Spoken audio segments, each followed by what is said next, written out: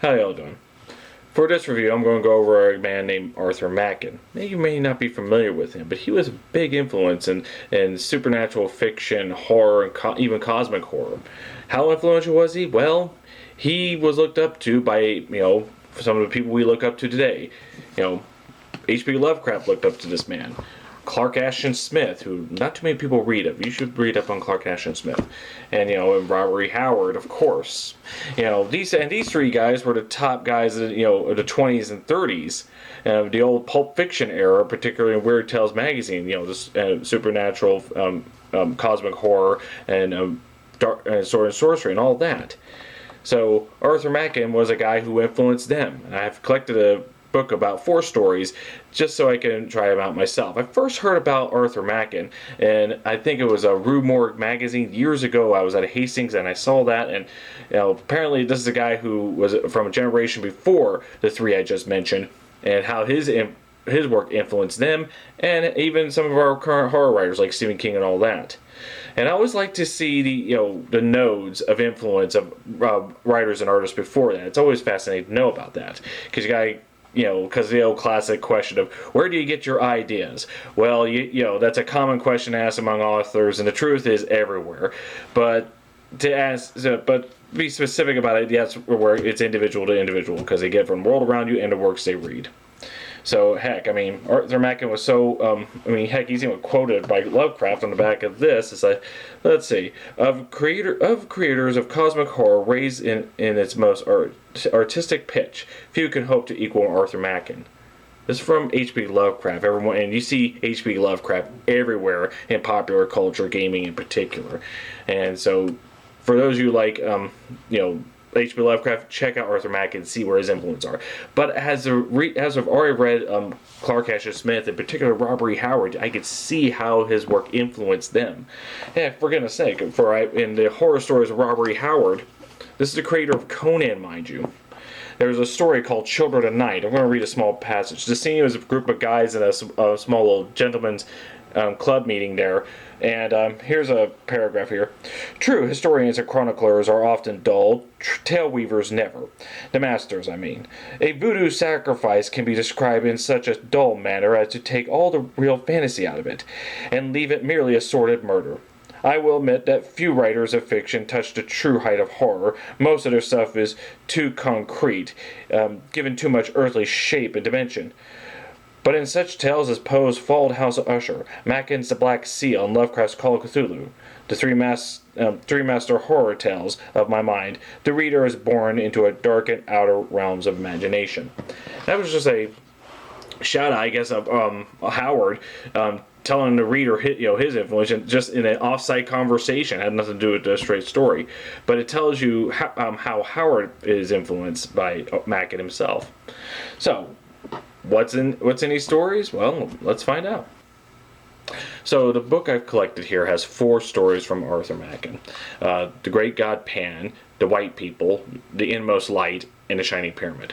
Let me go over each one of these. Hopefully I don't spoil too much here. So, The Great God Pan, that's one of his most famous works, and it's one that, when I read the magazine Rue Morgue, this one is the one that I don't know if it got him in trouble, but many people thought that when he wrote this story, it's derived from a demented mind. This was very horrifying to the people of the time. So, it's a simple mystery. It starts off with a man visiting a scientist friend who is performing surgery on this young girl, and his whole point was to see, by putting her by doing a simple brain surgery, she will have her mind transcend to the other world, spiritual world, look into the to the great god Pan, as he puts it. Of course, the surgery doesn't go well. The woman comes out as an idiot at the end. And then the story continues sometime later, where the same guy who visits a doctor friend, he goes around and he starts noticing that these well-off, sane men all end up in horrible tragedies, all because of a woman. And through the course of investigation, we find out who she is and how is she connected to the beginning part I just described with this doctor's surgery and the young girl. I don't want to give too much. These are short stories, so I don't want to give up too much away.